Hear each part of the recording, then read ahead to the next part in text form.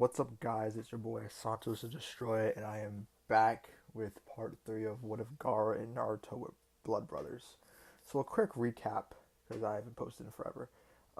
Last time we left off is we're just getting into the second finals of the tuning exams, and I'll recap the matchups just so you guys remember. It's Sasuke Uchiha versus Gaara Uzumaki, Kankuro, technically Hinata, versus Neji, Kiba versus Rock Lee, and then Denga the Desert, who is the canon Gaara versus Naruto Uzumaki. So basically, as we go into the month training period, everyone trains. Lee trains especially hard because he never sustained the injuries. I would assume he'd get his three-headed wolf transformation just a bit early.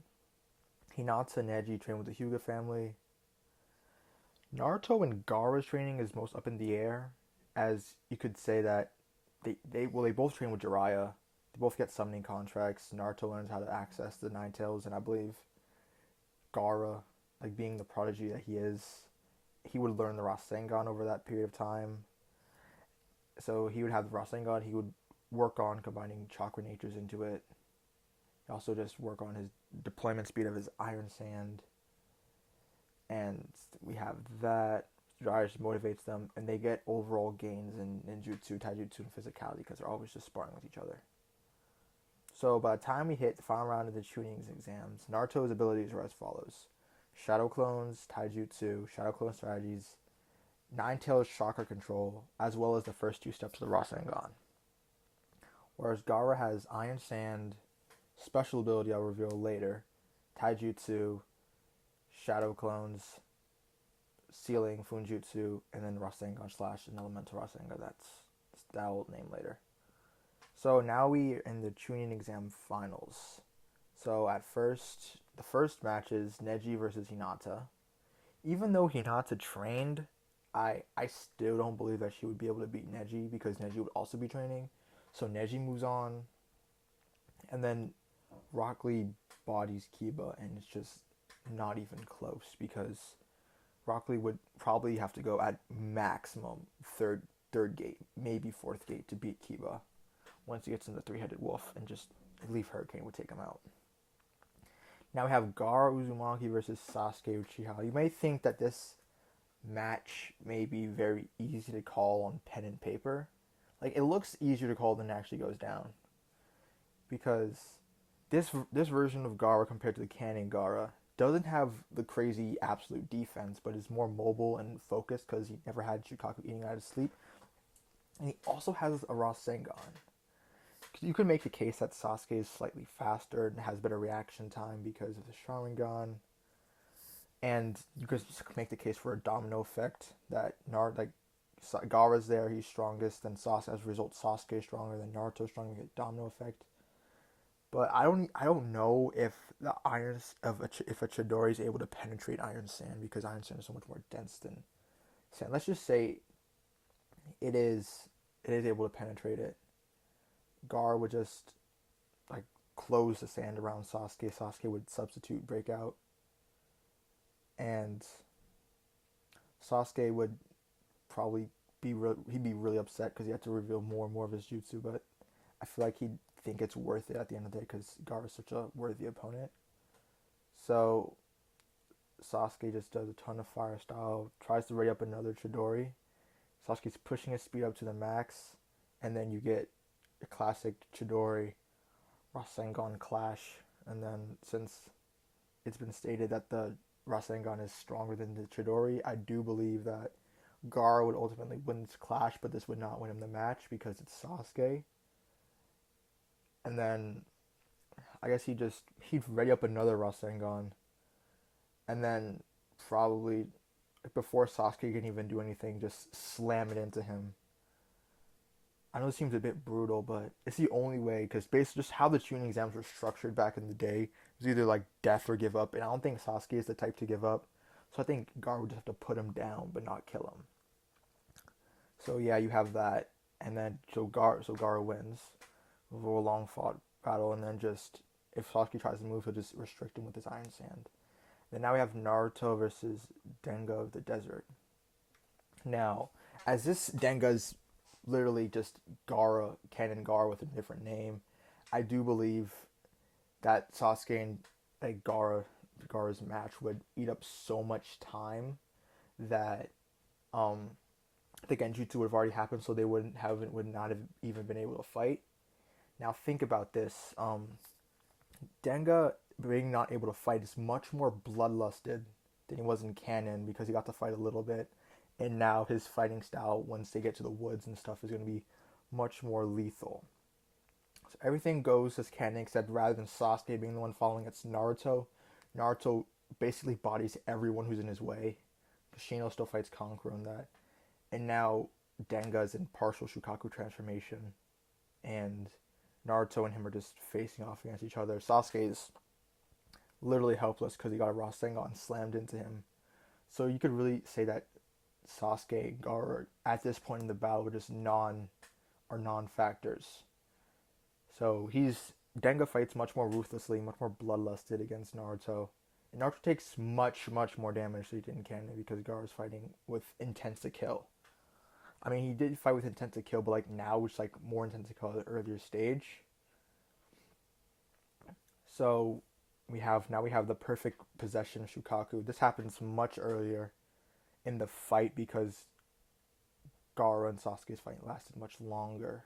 So then we have Shukaku versus Gamabunta. And then the air bullet thing happens. And then like the fourth air bullet. And since I believe these would be packed with more chakra, they'd have much more damaging power. So let's just say that Naruto, Gamabunta gets desummoned due to the amount of chakra that hit him. He just desummons because it was too much. And then Gaara, seeing that, fears the worst. And then this is when Gaara just snaps and just runs right at Shukaku. Runs to Shukaku, seeing the sand just slowly crush Naruto. And then he just screams and just tears, screaming how he couldn't protect his brother. And then Gaara, here there's a flash, this metallic sound. And then Denga and Shukaku just disappears right back into Denga. And Naruto and Denga just fall into a tree.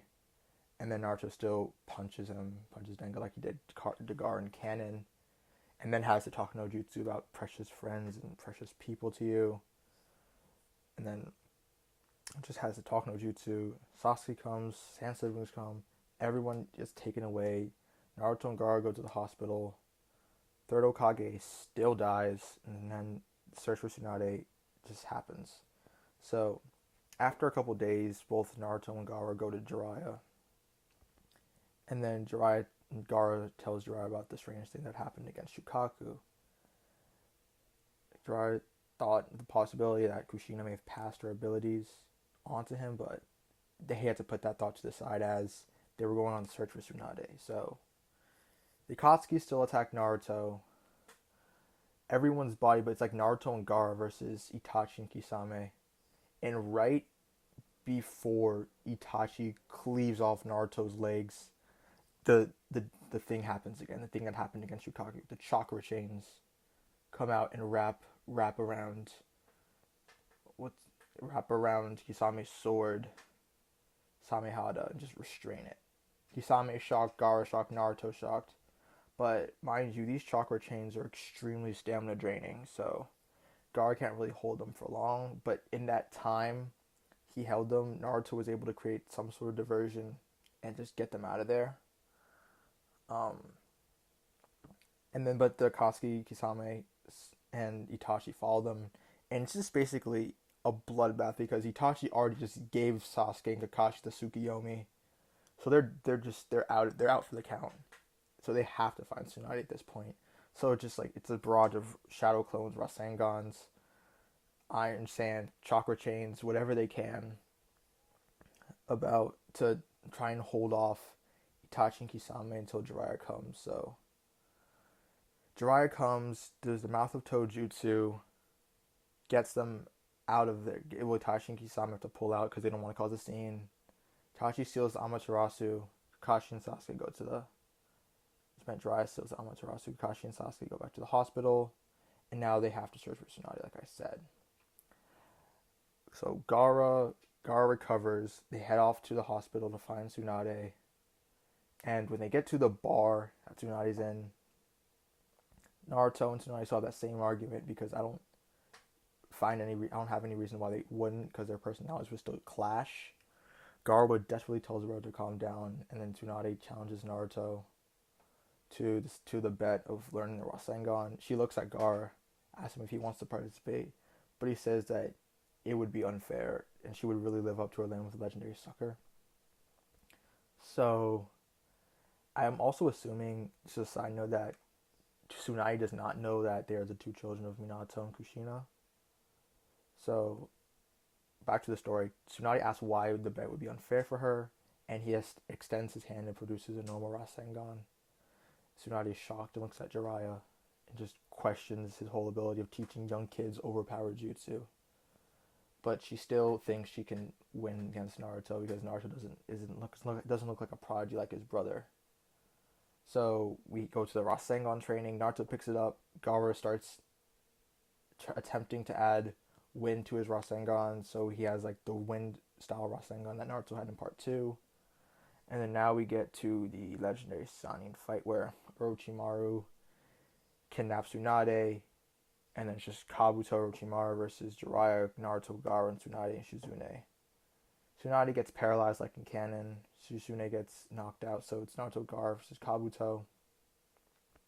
This fight is a lot easier, yet it goes the same still with... Kabuto is incapacitated right now because he got hit with 2 Rasengans rather than 1.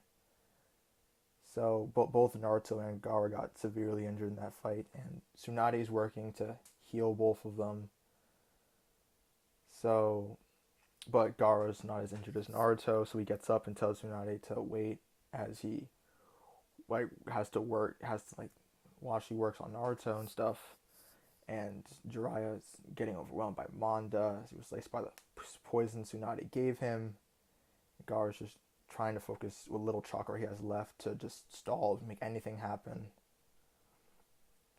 And he just focuses it and it happens again. His chains come out, just all around Manda, just totally restraining it. All eyes are on Gaara in shock. And he tells Tsunade basically, you have to hurry up on Naruto because I cannot hold this for long. And basically, with the chakra just literally restricting chakra, Manda desummons, and Orochimaru just literally just retreats, just somehow just retreats again. Gaara passes out from exhaustion, Naruto and Gaara are healed, and Tsunade is brought back as the 5th Hokage. So yeah, that's gonna end it for part 3. If you liked the video, just like, subscribe, share it, always comment. I love to have discussions. And yeah, this is Santos the Destroyer, and I'm out.